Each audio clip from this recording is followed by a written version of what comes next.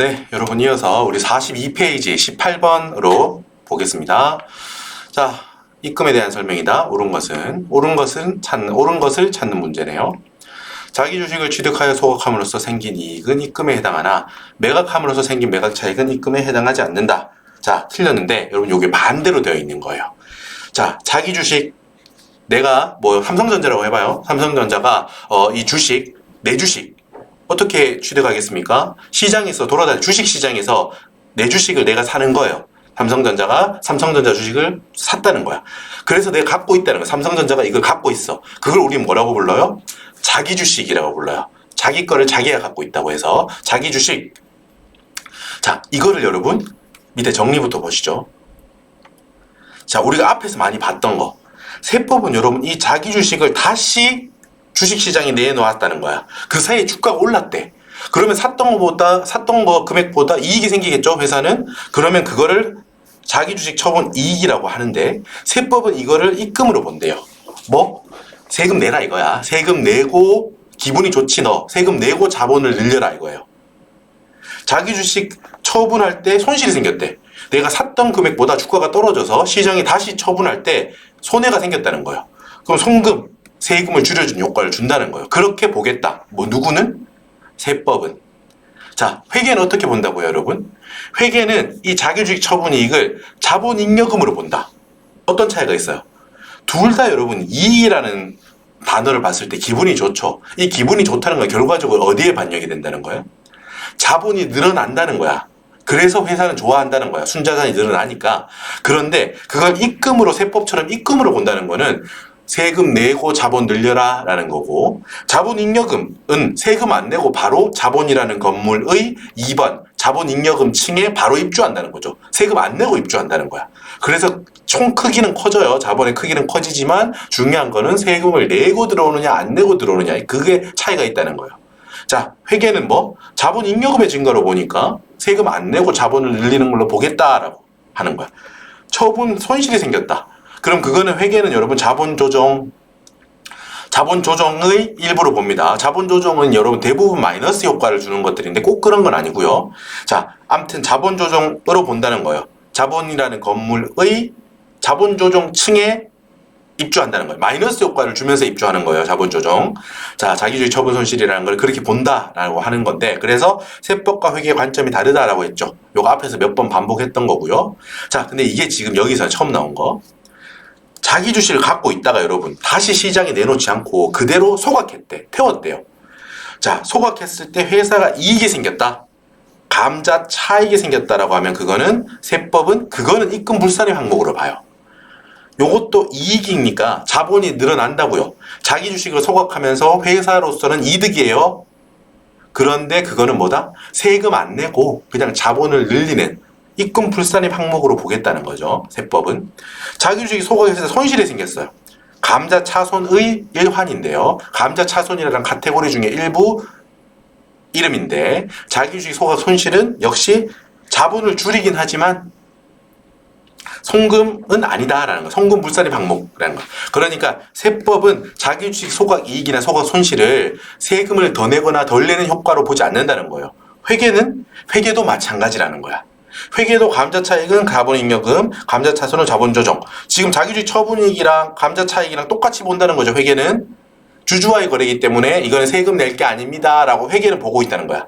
하지만 세법은 다르다고. 세법은 자기주식 처분이익은 세금 내고 들어와 임마라고 하는 거고, 자기주식 소각이익은 그래 이거는 세법이 나도 이익으로 안 볼게, 세금 안 내고 자본으로 들어와도 된다라고 본다는 거예요. 세법과 회계의 관점이 같다. 뭐에 관해서는? 소각에 관해서는 같다라는 거예요. 됐죠? 이렇게 정리합니다. 오케이. 요거 정리해둬야 돼요. 잘 외워두셔야 되고, 참고로 여러분 밑에 초록색 요거 한번 볼게요. 여러분 소각이라고 하는 거는 말 그대로 요거 주식을 태운다고 생각하시면 되는데, 감자 즉 자본금을 감소시키는 하나의 방법인 거예요. 감자가 더 큰 개념이라는 거지. 여기 감자가 더 큰 개념이고, 그 중에 소각은 요렇게 감자의 한 방법이라는 거예요. 알아둡시다, 여러분. 그러니까 감자가 소각을 포함하는 더 넓은 개념이다. 자본금을 감소시키는 여러 방법이 있는데 그 중에서 소각은 감자의 한 방법을 말하는 거구나 라고 개념을 잡아둡시다. 올라가서 이제 1번을 봅시다. 자기 주식을 내가 취득해서 갖고 있다가 여러분 소각했대요. 방금 봤지? 뭐라고? 이거 입금으로 본다고요? 안 본다고요? 입금으로 보지 않는다고요. 반면에 자기 주식을 취득해서 보유하고 있다가 자기 주식을 취득하여 보유하고 있다가 그걸 다시 시장에 팔았다는 거야. 주식시장에. 매각함으로써 생긴 매각 차익. 이게 뭐예요? 자기 주식 처분 이익. 이거는 뭐다? 입금으로 본다고요. 입금에 해당하지 않는다고 하면 틀렸죠. 됐죠? 2번. 손해배상 청구권 혹은 손실보상 청구권을 회사가 이용해서 사용해서 보상금을 받았대요. 그렇게 해서 순자산이 증가했대요. 입금에 해당합니까? 안 합니까? 입금에 해당하죠. 입금에 순자산이 증가하면 우린 기본적으로 입금 항목으로 번다. 세금을 내라라는 건데 뭐하고 뭐는 뺀다? 자본거래, 출자와 관련된 거 빼고 입금 불산입 항목으로 규정되어 있는 것들 빼고 나머지는 뭐 손해배상 청구권으로 받은 보상금이 늘어난 거든 뭐 국고보조금이 늘어난 거거든 일단은 다 이익으로 보겠다는 거예요. 뭐 그거를 조정하는 장치는 별도로 두고 일단 입금으로 두겠다는 거예요. 그러니까 2번이 맞는 말이죠. 3번 요거 중요합니다. 여러분 뭐 다 중요한데 3번이 지금 요것도 처음 나온 거예요. 문장을 잘 읽어야 돼요. 주식을 소각하면서 주주등이 취득하는 금전이라는 뜻이에요. 주식을 소각하면서 주주들이 받는 돈이랑 주주가 애초에 그 주식을 얻기 위해 취득에 사용한 돈 그걸 비교해서 차이가 생기면 입금으로 봅니다. 요거 예를 들어 볼게요. 요거 지금 이 말만 들으면서 무슨 말인지 잘 모르니까 요거 지우고 예를 들고 다시 한번 볼게요. 여러분 회사가 있고요. 내가 지금 이게 지금 납니다. 지금 요걸 말하는 거야. 내가 지금 앞에서는 이 회사 입장을 말했는데 지금은 나 주주인 입장이에요. 주주면서 회사인 걸 생각해 봅시다. 쉽게 말해서 삼성전자가 다른 회사 주식을 사서 갖고 있을 수도 있겠죠. 지금 그 경우의 삼성전자의 경우를 보자는 거예요. 이때는 됐죠? 내가 여러분 회사 어디로 할까요? 뭐 아무튼 뭐 B 회사라고 할게요. 일단 자 삼성전자라고 하지 말고 A 회사라고 할게요. 지금 나는 A 회사예요. 내가 B 회사의 주식을 이렇게 사왔대. 주식을 취득했대요. 100원 주고 취득했대요. 갖고 있어. 이 주식의 취득가액은 100원입니다. 갖고 있어요. 자, 이 상황에서 계속 이어서 들어보세요. 이 상황에서 자, 이 B 회사가 이 내가 갖고 있던 주식 100원짜리 있죠. 이거를 달라고 하는 거야. 감자하겠다는 거예요. 지금 B 회사가 주주 여러분 A 주주야 한 명이니까 지금 불러볼게요. B 회사가 A 주주한테 야 A 주주야 나 지금 주식 좀 없애려고 하거든. 여러모로 상황이 있어서 없애려고 하니까 네가 갖고 있는 주식 100원인데 내가 그 130원 줄 테니까 나한테 팔아 라고 했다는 거예요. 이 주주가 응했다는 거죠. 그래서 주식을 줬다는 거지. 주식을 돌려주고 현금으로 130원을 받았다는 거예요. 현금 130원. 여러분 내용만 파악하면 되니까 이해만 하면 돼요. 자, 그러면 그때 여러분 나 있죠. A 회사 입장을 생각해봐요. 내가 이 주식을 처음 살 때 100원이 들었죠. 100원을 주고 사왔잖아. 근데 이번에 이 주식을 내놓으면서 돌려주면서 얼마를 받았어요? 130원을 받았죠. 이익이 얼마예요, 여러분? 30원 이익이 생겼죠. 이거를 여러분 뭘로 본다고요? 이거는 B 회사가 A 회사한테 이 주주한테 배당을 준 걸로 봐서 의제 배당으로 의제해서 A 회사 입장에서 이걸 이익으로 여기죠. 이익으로 보겠다는 거예요. 여기 이익으로 보지 않는다고 했는데 이익으로 보겠다는 거예요. 다시 읽어볼게요. 이제 읽힐 거예요. 같이 한번 읽어봅시다. 자, B 회사가 주식에 소각한대요. 그래가지고 그 대가로 여러분 A 회사한테 돈을 줬대요. 이게 얼마야? 여기서 방금 아까 예를 들었던 거를 하면은 이게 130원이라는 거예요. 맞죠? 자, 이거랑 애초에 처음에 A 회사가 해당 주식을 취득하기 위해서 사용한 금액 요거 얼만데? 100원 주고 샀었잖아. 그죠? 그러니까 130원, 100원 요 차이 30원만큼을 뭘로 본다고요? A 회사의 이득으로 본다고요. A 회사 입장에서는 주식을 과거에 살 때 100원 주고 샀었는데 나중에 B 회사가 야 그거 좀 돌려줘라 나 그거 없앨 거야 라고 하면서 130원을 준다고 해서 받았어. 땡큐 받았어. 그럼 어떻게 돼? 30원만큼 이익이죠. 그래 A 회사는 B 회사로부터 실질적인 형식은 배당이 아니죠. 하지만 이거는 배당하고 똑같이 보겠다. 배당으로 의지하겠다라고 해서 의제 배당으로 봅니다. 이거를 30원만큼은 이득인 거예요. 누구의? 자, 뭐 A 회사의 이득으로 본다는 거예요. 이익으로 본다는 거. 됐죠? 여러분 필기를 너무 지저분하게 해서 죄송한데 이해되셨죠? 이해만 되면 돼. 지금 여기서는 이게 틀렸다는 거잖아. 왜? 지금 입금이 아니다라고 지금 말했잖아. 입금으로 보지 않는다라고 했잖아. 우린 입금이라니까요. 됐어요. 4번. 국세 또는 지방세의 과오납금, 과하게 냈거나 아예 잘못 냈거나 환급금에 대한 이자도 법인의 순자산을 증가시키는 거래로 인해 발생하는 수익금으로 입금에 해당한다. 반복되죠, 여러분. 앞에서 반복했잖아, 우리. 뭐? 자, 환급금 그 자체는 과거에 낼 때 송금으로 인정받았던 건에 대한 환급금은 입금. 과거에 낼 때 송금으로 인정받지 못했던 건에 대한 환급금은 입금 불산입인데 뭐는 무조건 입금이 아니라고요?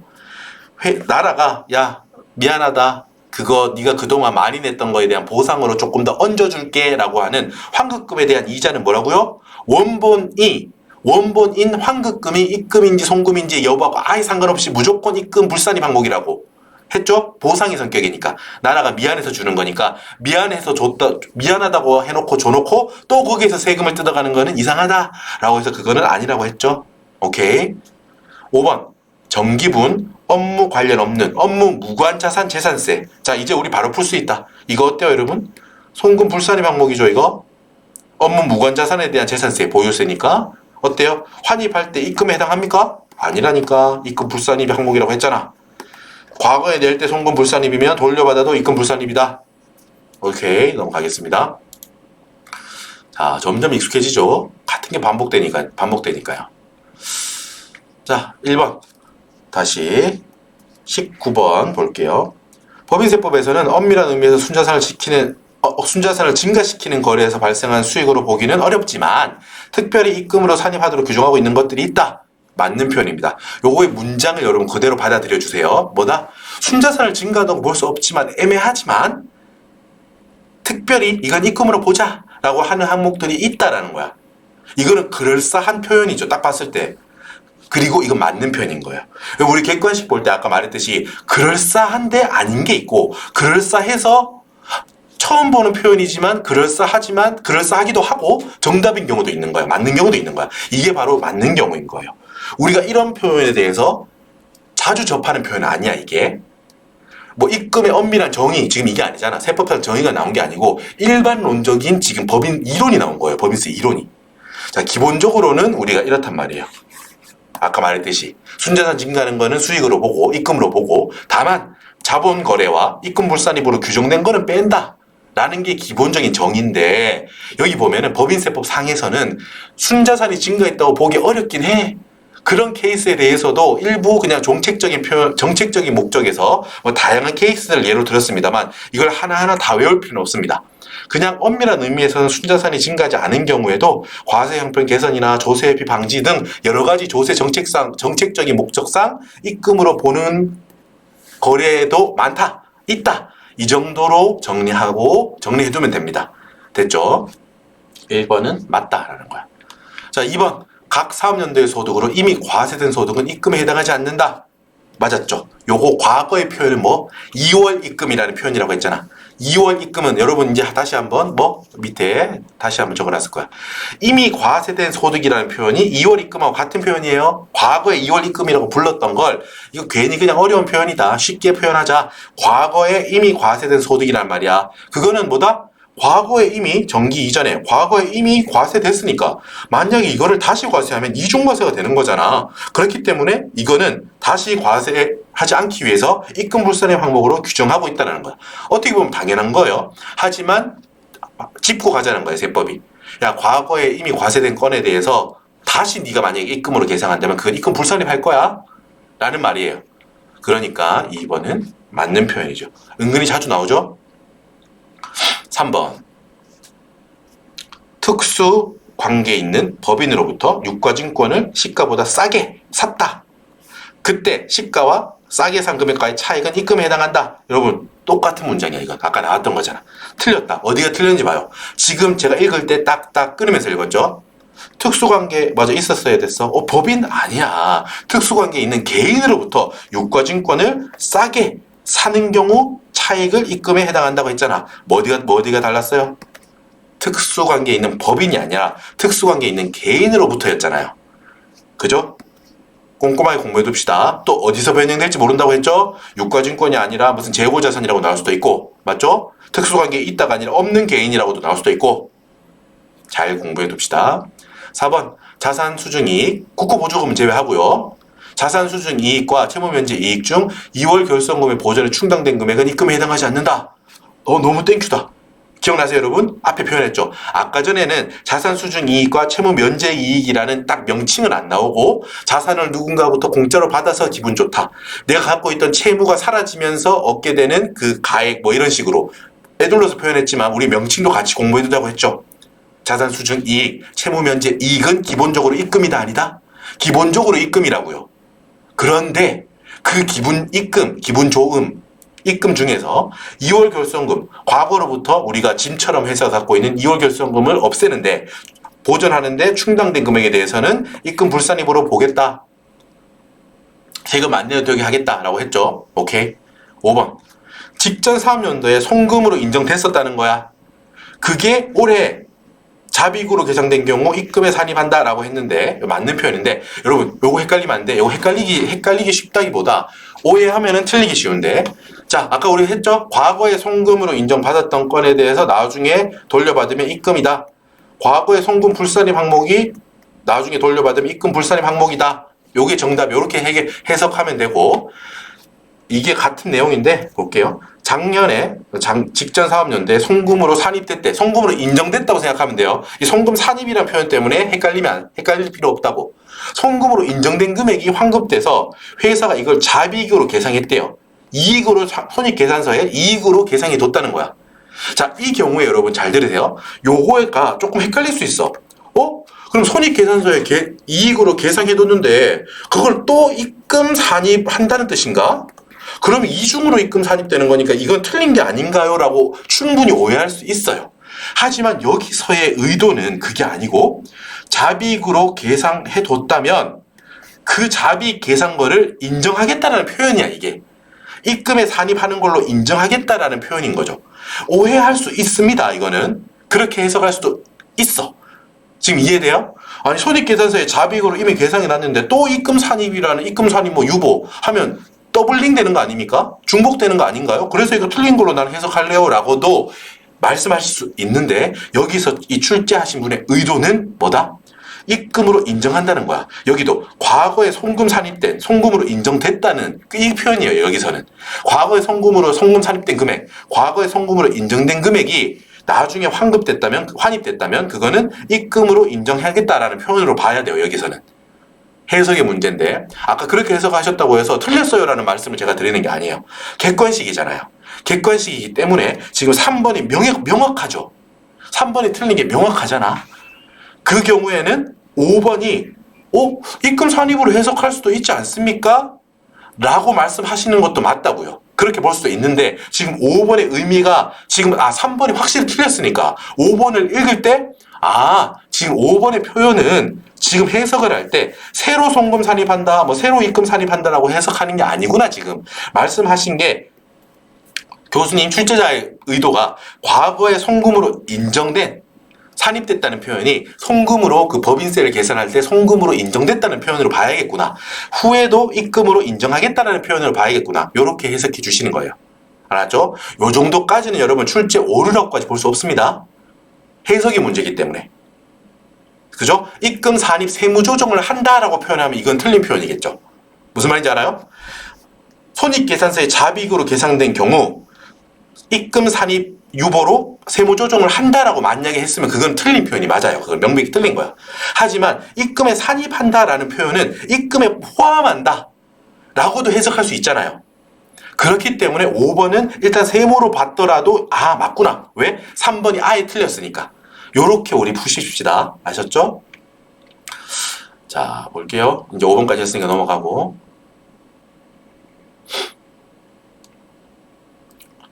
자, 여기 뒤에서 여러분 아까 전에 풀이했던 거를 제가 해석 보지 않고 쭉쭉 넘어왔는데 이거는 한번 읽어보시면 될 것 같아요. 제가 앞에 말씀드렸던 거 그대로 한 거예요. 물 좀 마시고 할게요. 20번 풀어보도록 하겠습니다.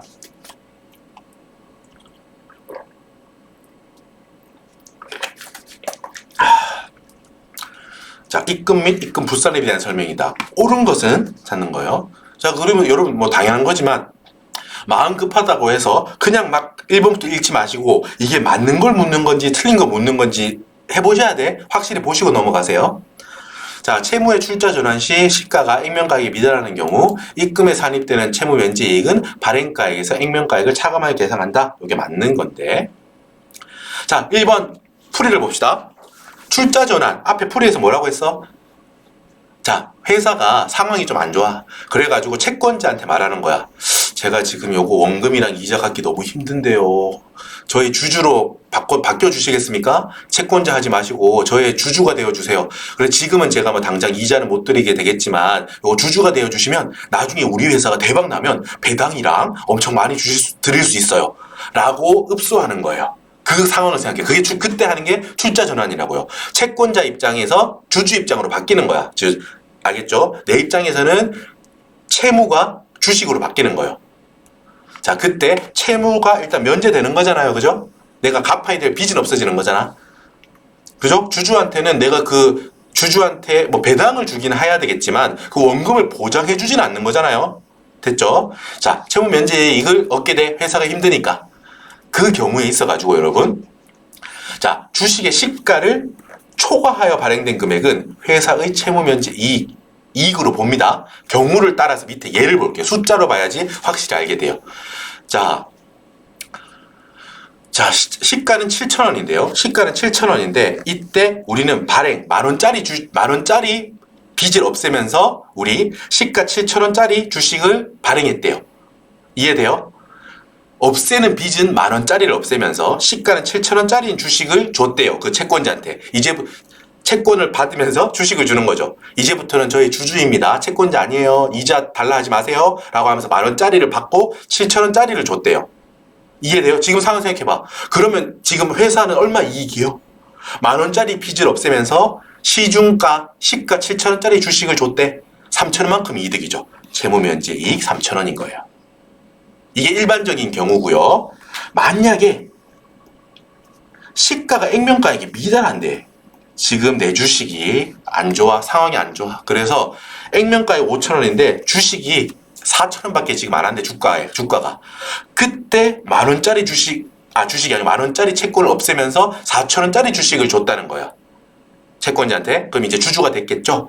그때 채무면제 이익은 6,000원으로 보진 않고요. 이때는 최소 액면가액에 지금 시가가 액면가액이 미달하는 경우잖아. 이때는 액면가액 초과한 이 5,000원을 채무면제 이익으로 보겠다는 거예요. 약속합시다. 요렇게.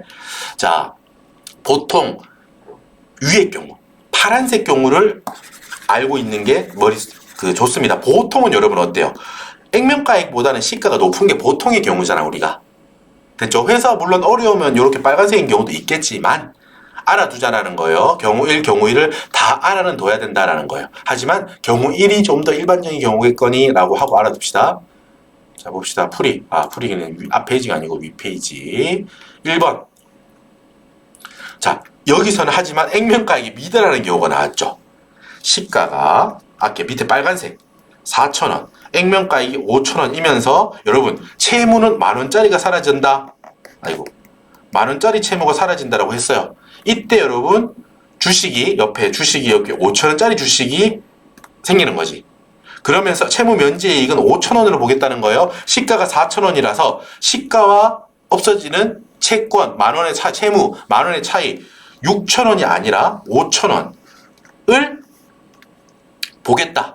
채무 면제 이익으로 보겠다는 거야. 지금 이 경우 2번인 경우가 나온 거예요. 알았죠? 1번, 2번 다 알아둬야 되고 경우 1이 조금 더 우리가 생각하기 쉬운 경우긴 하지만 2번도 알아는 둬야 된다. 지금 2번이 나온 거다라는 거예요. 경우가. 오케이. 채무 면제 이익은 발행가액에서 액면가액을 차감하여 발행가액 만원에서 액면가액 5,000원을 차감하여 5,000원으로 계산한다라는 거예요. 됐지? 시가를 초과해서 발행한 거야. 시가는 7,000원인데 발행가액을 만원으로 해서 채권 만원을 없앤 거죠, 지금. 됐죠? 지우고 2번을 보겠습니다. 1번 같은 경우도 방금 봤던 1번 같은 경우 헷갈리지 않게 잘 해주시고, 특수관계에 있는 법인으로부터 유가증권을 싸게 샀어요. 그럼 그 싸게 산 차액을 뭐? 입금 산입한다. 여러분 방금 봤던 거 또 나왔죠? 어디가 틀렸어? 특수관계에 있는 법인이 아니라니까. 개인이라니까요. 됐습니다. 3번. 2월 결손금액 보존에 충당하지 않은 자산 수준 이익과 채무의 출자론에 따른 채무 면제 이익은 뭐다? 이걸 뭐라 그랬어? 기본적으로 입금 항목이라고 했죠, 여러분? 해당 사업연도에 입금 불산입하고 그 이후의 사업연도에 발생한 결손금액 보존에 충당할 수 있다. 맞나요? 3번 다시 한번 정리해 두겠습니다. 3번. 자, 여러분 봅시다. 아무나 그렇게 할 수 있는 게 아니고 정리해야 돼. 기본적으로 여러분 채무 면제 이익과 자산 수준 이익은 입금이라고 했죠. 그리고 그거를 입금인데 2월 결손금 보전에 충당했어. 그럼 그건 입금 불산입으로 본다고 했잖아. 자, 여기서 하나 더. 채무 면제 이익 중에 결손금 보전에 충당할 금액은 자, 모든 법인이 미래에도 충당할 수 있는 게 아니고 방금 전에 말했던 거는 뭐다? 여러분 이건 새로 추가로 붙는 개념이에요. 방금 자산 수준 이익은 입금이다. 결손금에 충당했으면 2월 결손금에 충당했으면 입금 불산입 항목이다. 거기에서 플러스 하나 더 개념이 있는 거예요. 어려운 법인이 있어. 지금 가나다라. 봐봐요. 가나다라 뭐다? 회생계획인가, 기업개생계획, 부실징후, 경영정상화계획, 사업재편계획 뭐다? 가나다라는 뭐예요? 어려운 법인이다라는 거야. 상황이 좀 안 좋다는 거야. 얘들 같은 경우는 여러분 채무면제 이익은 이익이잖아. 그 중에서 2월 결손금을 보존에 충당하지 않은 금액은 기본적으로 뭔데요, 여러분? 입금이잖아, 입금. 이해되세요? 채무면제 이익은 기본적으로 입금인데 2월 결손금의 보존에 충당했으면 이 충당한 부분은 입금 불산입이잖아. 그런데 이 입금 불산입 항목되는 거를 제외했어. 그 아는 금액, 충당되지 않은 금액은 말하면 뭔데? 이건 입금이잖아요. 맞죠? 얘 따라왔죠? 그런데 얘들은 되게 상황이 어렵다는 거야. 뭐 부실징후, 경영정상화 이행 중, 사업 재편 계획 이런 어려운 법인들은 2월 결손금에 충당하지 않았더라도 미래를 위해서 지금 입금 불산입 하고 해서 미래 사업연도에 얘들 어려운 법인이니까 미래 결손금이 또 생길 거야. 그럴 거라고 예상되는 경우에 한해서 지금 입금 불산입 해서 미래 예상되는 결손금 보전에 충당할 수 있다. 요건 선택사항이거든요. 요렇게 한다는 거예요. 됐죠? 어려운 애들한테 조금 더 그러니까 잠깐만요. 숫자로 한번 말을 해볼까요? 자, 2월 결손금이 100원이 있어요. 이번에 자산 수징이익으로 150원이 생겼어요. 이익. 150원은 기본적으로 수익인데 이 100원, 과거부터 있던 이 2월 결손금을 없애기 위해서 100원을 썼어. 그럼 100원은 입금 불산입 항목이니까 이번에 50원만큼 입금을 된다는 거예요. 이 부분이 지금 어디 부분이다? 이 50원이 여기 채무 면제 이익 150원 중에 2월 결손금에 100원 충당하고 남은 금액 50원은 입금이라는 거예요, 기본적으로. 근데 지금 지금 이런 어려운 애들 회생계획인가 계획 있고 이런 애들 어려운 법인은 야, 이 50원 이익 있다고 또 여기 세금 매겨버리면은 얘는 아직 살아나는 중인데 가혹하지 않냐라는 거예요. 또 세금 매겨버리면 어려워지잖아. 그러니까 얘들은 요 50원도 입금 불산입 하게 해주겠다. 그래서 다음 해에 또 어느 정도는 계속 손실이 잡힐 걸로 보인다는 거예요. 그러니까 이런 애들은 50원 지금 입금 불산입하고 미래에 요거 생긴 2월 결손금 보존에 충당하는데 쓰게 해주겠다라는 거예요. 됐죠? 이런 제도가 있다라는 거예요. 근데 이런 제도는 뭐다, 여러분? 앞에 봐봐요. 일반적으로 아무나 그렇게 되는 게 아니고 한정되는 되게 어려운 법인에 한해서 한다는 거예요. 이렇게 지금 3번 같은 경우 봐봐. 아무 표현이 없죠? 기본적으로 2월 결손금에 보전에 충당하지 않은 자산 수준 이익은 기본적으로 입금 항목이라는 거야. 맞죠? 지금 아까 150원 마이너스 100원 해서 50원 입금이잖아요. 그죠? 그런데 어려운 법인, 가나다라. 그 법인에 한해서 지금 입금 불산입 해주고 미래에 잠깐만요. 뭐 다른 게 클릭됐네. 지우개 말고 선이 클릭됐나? 잠깐만요. 자, 아무튼 자, 이 미래를 위해서 지금 입금 불산입하게 해준다라는 거예요. 그거는 뭐다? 어려운 법인들에 대한 특혜 같은 거예요. 특례로. 그러니까 여기에 이렇게 표현하면 틀렸죠. 아무나 다 할 수 있는 것처럼 표현하면 틀린다는 거예요. 됐나? 이거였다? 이거. 됐다. 됐어요. 됐죠? 3번 틀린 표현. 아무나 이렇게 해줄 수 있는 거 아니다라는 거예요. 추계하는 경우 간주 임대료 입금에 산입한다. 맞다 했어요. 여러분 이것도 오해하면 안 돼. 아까 전에 추계해서 간주 임대료 계산한 거는 어떻게 한다?